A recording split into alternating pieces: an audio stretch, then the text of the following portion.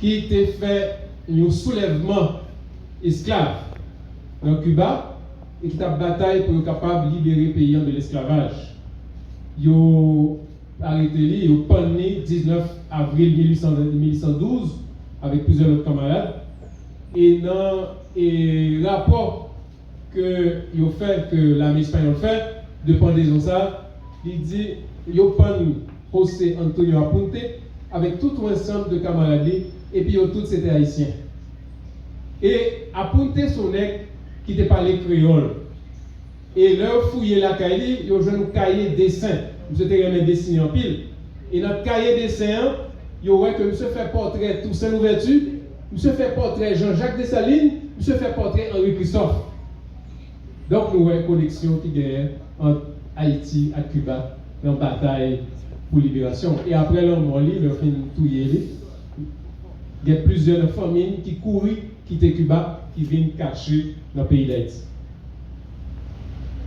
Troisième exemple que je prends, c'est que c'est dans la fin du 19e siècle, côté que justement, il y a plusieurs intellectuels militants qui ont réfléchi sur comment pour camper face à la doctrine Monroe.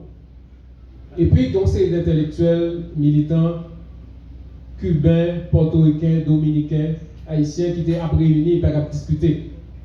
Et puis, c'est dans la discussion que tu as fait, ils ont créé un rêve, ils ont créé la Confédération antillaise, qui dit Antilles, c'est pour Antillais liés. Et parmi Mounsayo, bien sûr, il y a José Martí, il y a Ramón Emetero Betances, Porto Rico, Eugenio María de Hostos, Gregorio Luperón, République dominicaine, Antenor Firmin. C'est le groupe ça qui a réfléchi ensemble sur la Confédération antillaise. Et il faut que nous disions que des gros amis solides entre Antenor Firmin avec José Martí. C'est deux mondes qui étaient remis en pile. Et José Martí remet travail scientifique Antenor Firmin jusqu'à ce que José Martí mourit sur le champ de bataille. Il a joué dans le sac, sous cheval, quand il était dans le sac, il était un livre Antenor Firmin qui relève de l'égalité des races humaines. Donc nous voyons qui Jean Concordat, ça a serré en tout le monde qui a bataille pour une véritable libération. Antonio Maceo tout est sur séjourné Jacques Mel et il était une protection population malgré que l'Espagne a fait complot pour assassiner Jacques Mel, il était une protection population pour qu'elle retourne dans le combat pour libérer Cuba. Donc voilà, ça c'est quelques exemples historiques qui montraient que solidarité fraternelle, ça, mettez ensemble pour nous libérer tête, nous pas jamais suspendre. Et pendant début 20e siècle,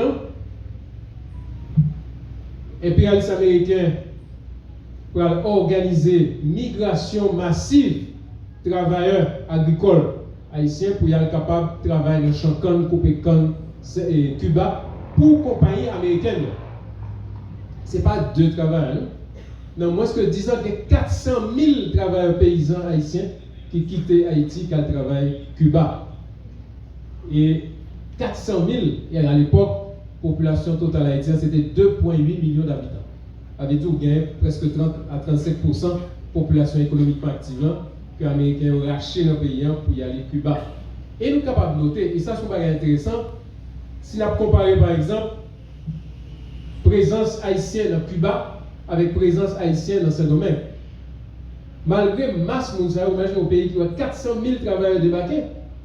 Malgré ça, nous n'avons jamais entendu qu'il y a une campagne raciste anti-haïtienne. Au contraire, les travailleurs haïtiens ont intégré, ils ont participé dans la bataille syndicale avec Cooper Con cubain, et puis ils ont participé dans la bataille Sierra Maestra. Donc, je pense que ça, c'est une très très belle idée d'intégration entre deux peuples. Et dans un moment extrêmement douloureux, côté que vous rachetez les travailleurs par la force, pratiquement, pour y aller travailler, pour enrichir la compagnie américaine. Et nous sommes capables de prendre un autre exemple qui est extrêmement important, c'est Fidel Castro. Parce qu'on connaît que papa Fidel a gagné Chancon. Et Fidel, dans l'entrevue que l'Ibaï Frei Beto, il expliquait comment contact avec Coupecan haïtien est fondamental dans la formation de conscience politique. Non seulement de parler avec Coupecan, très souvent leur famille a mangé à table à midi, il a cherché Fidel pas qu'à joindre, Fidel a mangé bougon maïs dans Chancan avec le travail haïtien. Donc, qui t'a pas l'information sur la culture haïtienne, sur qui gens vivent, sur le principe de solidarité en Haïti, etc. Et il y a un bagage qui était fondamental pour Fidel tout, c'est indignation. Le ouais, dans quelles conditions infrahumaines travail haïtien va vivre comparé avec richesse, luxe que famille t'a vivre. Donc, gros différence ça, Fidel fait seulement, il faut qu'il casse différence ça pour créer une société qui est basée sur la justice, côté richesse non partagée, même gens pour tout le monde. Et en 1968, Fidel Castro a organisé une grosse cérémonie place de la Révolution La Havane. Côté monsieur dit, richesse industrie sucrière cubaine, il était reposé sous d'autres travailleurs haïtiens. Et en reconnaissance, Fidel déclarait tout travailleur qui était venu couper canne, tout travailleur haïtien qui était venu couper canne Cuba, et tout descendant travailleur haïtien, ça je dis même, il déclarait, ils ont toutes des nationalités cubaines. C'est pas un petit bail petit. Et nous sommes capables de voir une différence avec les migrants haïtiens, c'est dommage, par exemple. On nous applaudit Fidel Castro.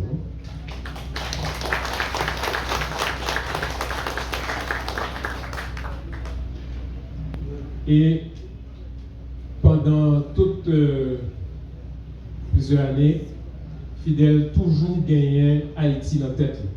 Il a toujours des préoccupations sur les conditions de la vie, peuple haïtien, et regarder qui ça le fait, qui contribution est capable de faire.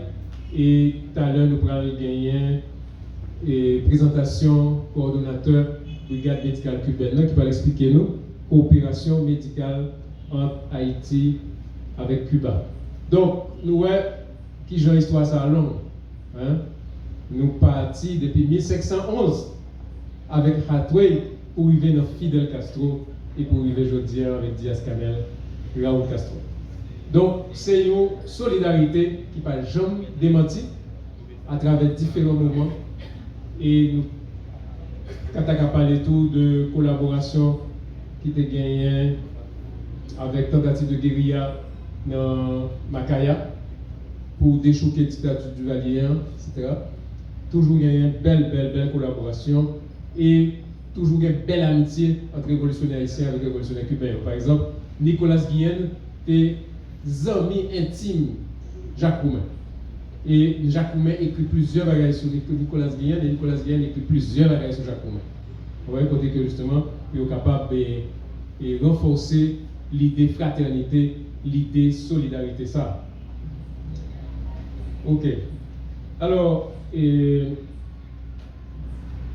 bon parole que je dis en espagnol que bien aimé, et la mort qu'on a mort c'est pas grave. L'amour c'est avec l'amour payer ça. Ok. Donc l'amour que nous recevons du peuple cubain, l'amour que le peuple cubain recevra de Haïti, sont bagailles qui là depuis un pile siècle et qui continuent à construire et que nous-mêmes, génération pas nous devons mettre des petits grains nous gauche nous pour nous capables de continuer avec belle construction ça. Alors, avant que nous écoutions le coordonnateur brigade médicale cubaine qui pourra présenter nous coopération médicale Cuba avec Haïti depuis 1998 qui par jamais suspendu de 1998 à 2026 avec des contributions extraordinaires non seulement de sauver la vie monde en Haïti.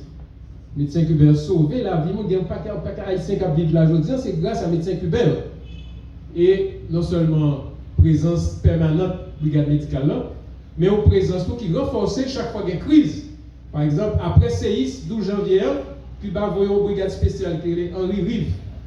Côté plusieurs centaines de médecins cubains sauvés un paquet d'haïtiens. Et même un tableau, côté fait comparaison entre contribution Cuba avec contribution toute coopération internationale après séisme. Coopération Cuba sauvé plus haïtiens après tremblement de terre 2019 que toute l'autre coopération internationale réunie. L'épidémie choléra a fait ravage en Haïti, Cuba a décidé de faire une brigade spéciale pour aider avec tout épidémiologiste pour bataille contre le choléra. Donc, je pense que faut que nous soyons capables de connaître l'information et nous sommes capables d'informer aux alentours, nous, membres d'organisation, sur aucune chaîne langue qui existait entre deux peuples. Alors, avant que nous passions à coordonnateur brigade médicale, je vais dire quand même 2-3 éléments sur l'engagement internationaliste Cuba. Parce que nous sommes capables de dire que depuis la révolution cubaine, 1er janvier 1959, Cuba défini comme priorité engagée à côté de tout peuple qui a bataille pour dignité, pour liberté, pour souveraineté, pour indépendance. Et dans ce sens-là, nous ne sommes pas capables de compter les contributions que Cuba baille. C'est des contributions qui changeaient la face du monde. Okay? Et si on a parlé par exemple dans le domaine médical, on a parlé de plus de 600 000 docteurs cubains qui déployaient dans 154 pays. Pas deux pays, non, 154 pays. Et médecins cubains, ils ont fait des contributions extraordinaires. Par exemple, il y a une épidémie Ebola qui était pété en Afrique. Cuba a déployé une brigade médicale qui réussit à camper l'épidémie. Okay? Dans le Covid, là, Cuba a déployé une brigade tout partout, par exemple en Italie, dans plusieurs pays en Europe, pour capable sauver Mounio. Donc vraiment, et Cuba a toujours déployé toutes des brigades spéciales en rive, il y a une grosse catastrophe. Parce que, par exemple, Pakistan, il y a un gros tremblement de terre, avec mousson, etc. Cuba voyait des milliers de docteurs qui sont engagés pour être capables de batailler à côté du peuple pour capable de sauver. Donc, nous sommes capables de dire, c'est un point très important, et qui présente ni dans l'internationalisme, l'État haïtien, ni dans l'engagement cubain. L'un a aidé le peuple, nous ne pas demander le corps, nous ne pas demander le payer, nous ne pas demander le bon mot sur le territoire. Et même Jean, nous connaissons Bolivar, et écrit, Pétion, il demandé, est-ce que faut me dire, tout peuple gagne Colombie, ou qu'est-ce que même qui pas la liberté? Pétion répondit, non, pas besoin de ça. Seul bagage pour faire, dès pour réussir à mettre l'Espagne dehors, première décision pour prendre, c'est déclarer abolition de l'esclavage. Ça veut dire, nous bataille ensemble, avec même utopie, même rêve, même vision. C'est ça qui est important. Ce n'est pas une question de payer, ce n'est pas une question d'intérêt mesquin, ce n'est pas une question de voler sur le territoire, non, jamais. Et dans ce sens, Cuba a un bel exemple de qui ça, internationaliste. Et il y a un moment plus grandiose, c'est le Cuba a décidé de voyer des combattants à le camper avec le mouvement Libération dans la zone sud-africaine, Mozambique, zone Sahel. Angola, Afrique du Sud, etc. Et dans un fameux combat qui fait en 1982, dans une ville qui est le Cuito-Cuanavale, pour la première fois, ils ont réussi à battre l'armée de l'Afrique du Sud.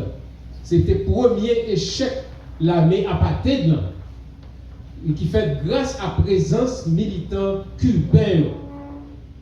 Ça veut dire qu'à partir de 1982, face à l'Afrique changée, rapport de force a changé grâce à l'engagement militant internationaliste Cuba. Et nous songez, Nelson Mandela, le fini du président, monsieur dit, premier côté pour aller, c'est la Havane, pour camper place de la Révolution, pour dire peuple cubain, merci beaucoup. Parce que si ce n'est pas tout de même, nous ne pouvons pas libérer nous de apartheid. Imaginons. Et on va être très important dans la solidarité internationaliste. Ce n'est pas ça nous gagnons plus que notre bail. Nous partager ça nous gagnons. Même gens dans la culture paysanne haïtienne, leur fait manger ou toujours préparer une petite assiette pour voisins. Ce n'est pas parce qu'on gagne trop, ce n'est pas parce que c'est excédent qu'on bail. Ou partager ça on gagne. C'est un geste fondamental que lié. Et le Cuba pour les docteurs, ce n'est pas parce qu'il y a trop de docteurs, mais le partager ça gagne. L'offrir pour le former jeunes dans la médecine, côté que bon les mêmes étaient consacrés, comme si nous apprenions la gonave, et bien disent ça, donc Isla de la Juventud, côté que yo tout ensemble de ressortissants africains, asiatiques, viennent former dans la médecine. Et Cuba a formé des milliers, des dizaines de milliers, peut-être même des centaines de milliers de médecins. Et en pile, médecins haïtiens. Tout à l'heure, Virgile va expliquer ça en détail. Okay? Donc, c'est des contributions extraordinaires dans le domaine médical, des contributions extraordinaires dans le domaine éducation. Par exemple, le programme alphabétisation, côté que c'est grâce à Cuba que Venezuela, Équateur avec Bolivie, libérer tête en bas analphabétisme. Ouais, côté pays Sahel réussi avec des taux de près de 99% d'alphabétisation.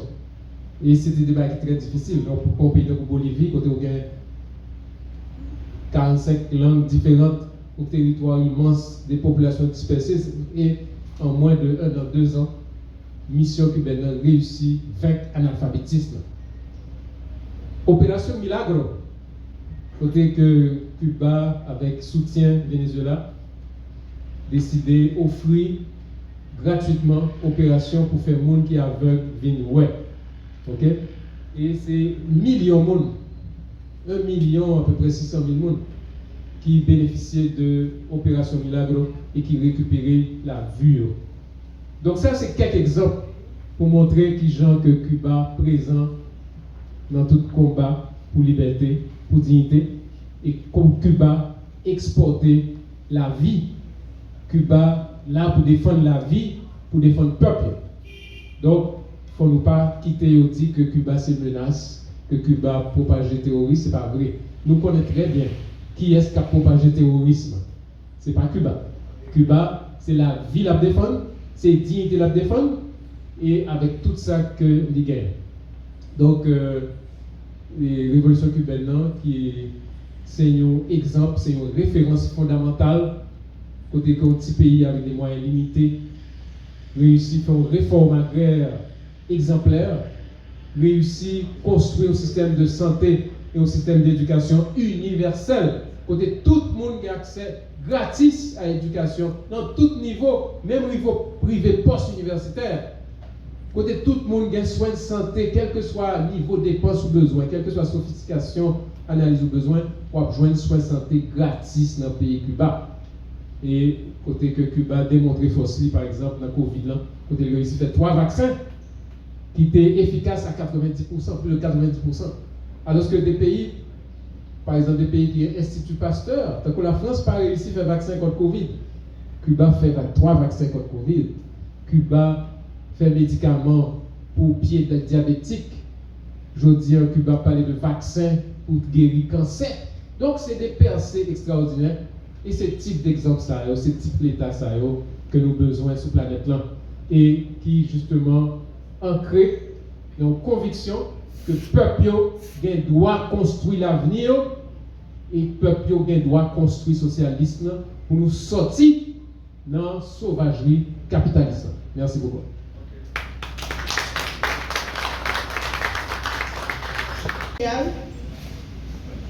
De la solidarité internationale.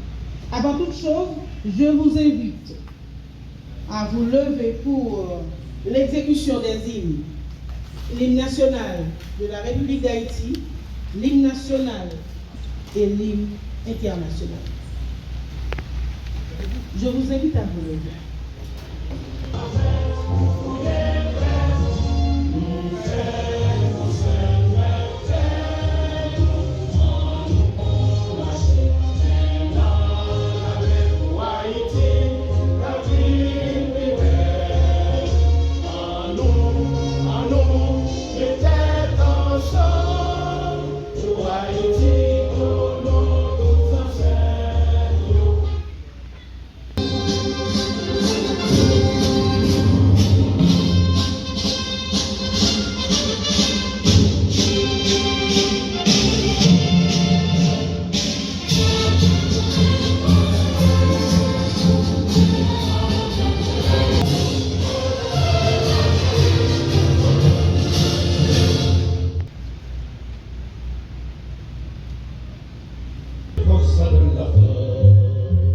La raison donne dans son cratère.